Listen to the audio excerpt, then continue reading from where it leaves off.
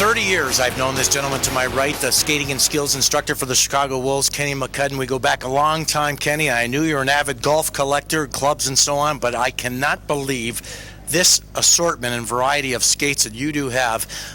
It's astonishing. I hope all the people come and see this because I think it's amazing. And this is what you need. To play the game of hockey, you have to have this. This is the most important facet of the game, I think, as an athlete that plays the game. I want you to take us through some of these, some phenomenal stuff you do have. Well, this collection's about 35 years old, maybe even going on 40 with some of the skates that I would find throughout garage sales, estate sales, and throughout different countries. But the oldest pair is a pair of femur bones from 1300. And this book shows a diagram of the femur bones. The book itself, the copyright is from 1895. But obviously the stride has changed tremendously. This was the portion that they skated on. It's all worn out. These were found in Tolen, Holland, in the south of Holland. This was the platform where they would put their actual boot. It was strapped. Never found out what type of strapping. I'm sure it was leather, but the holes have seized up or sealed up, whatever you want to say, due to being found that many years later. I'm sure water got to it the whole bit, but it was not a skating stride as we know. It was more of a shuffle going along. But an amazing pair, but you're talking 1,300, wow. Because this village that was found during that time, between all the pottery and the stoneware that they found and crucifixes and combs and everything, they dated it back to 1,300. Very similar to the first pair I owned. Let's move along. Kenny, what else is interesting in your eyes? Well, as far as, I love finding a pair of kid skates since I work with kids so much. As far as with hockey. You're talking about a pair of Victorian Dutch skates from 1870. To own a pair of skates like that in your day, you had to come from money. I bet you. I don't think a pauper on the street was able to wear these. So that was very, very interesting. They were numbered because the Dutch were skating in the masses. So they were mass producing these skates as a pastime for the Dutch. But anytime you come across a Victorian pair of skates that kids were wearing, they're tough to find for whatever reason.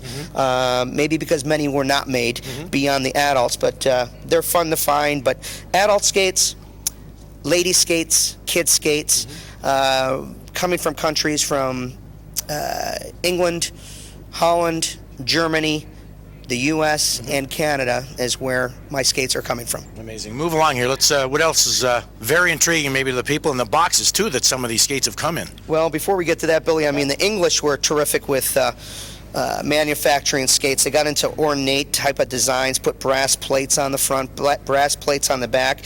A big question that's asked is, what is this screw? Many of these pairs from 1850 to 1900 had a screw. And what that was it was either a clog or a shoe that was threaded in the heel. You would set that shoe upon, screw it around, it would set, and then you would strap the front. So you didn't need even though that is a support strap there, and straps now are tough to get because they disintegrate, but it gives you a great idea how it was actually worn. Phenomenal. Okay, here we have it's amazing you still have the boxes the skates came in. Well, the boxes are starting to disintegrate in some ways, especially when they're well over 100 years old. But the boxes that I'm showing in here with the pairs of skates, the skates have never been worn. Wow. So they came out of hardware stores, like in Massachusetts or parts of Canada. This is from Massachusetts. The pair down below, the Star Manufacturing Company, is where Wendell Young is from, Nova Scotia. And Wendell said the actual plant is not very far from where he grew up. So it's got a little history there with Wendell. He knew exactly where the Star Manufacturing plant was. But terrific pairs. The toes are all different, ornate, curled for design.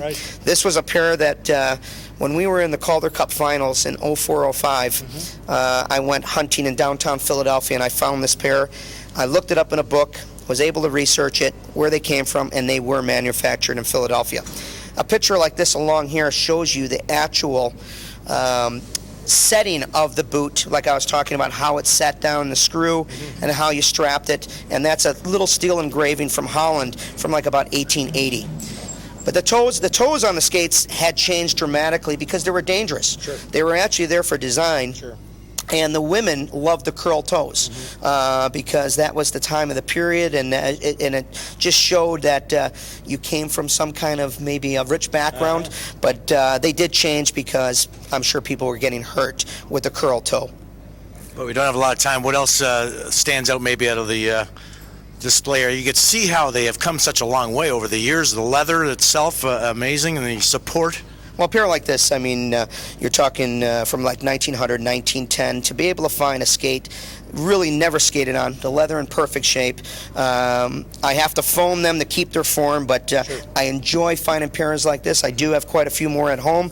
Very difficult to find because the leather usually dry rots. The holes rip apart very easily throughout the skate, but when you do find a pair like this, you've got to keep up with types of oils, all types of oils, just to keep it right. Well, I know one of the questions we all have thought about asking you is the worth, and I know it's probably priceless in your mind, and you probably don't even know. Well, it's tough to put a price on it because, first of all, I don't trade, I don't sell. True. Some things have been given to me through the years. I think if there was a price, it would have to come from somebody that had the same interest, Sure. the same passion, and they would want to trade or sell, but I'm not even interested in that. I'm in this game because I love the game, I love the passion of skating, and when I look back at a collection like this, I think of who was skating on these skates and where and what type of person they were, and I hope that they got the same enjoyment out of skating as we watch pro hockey players enjoying themselves. I think it would have been a challenge to teach these kids the way you do the professional athletes of today. Kenny, spectacular, really it is. Hopefully the folks come and see this because you don't see this very often. Thank you for showing this, and what an enjoyment to every hockey fan out there. Billy, I appreciate you having me. Thank you.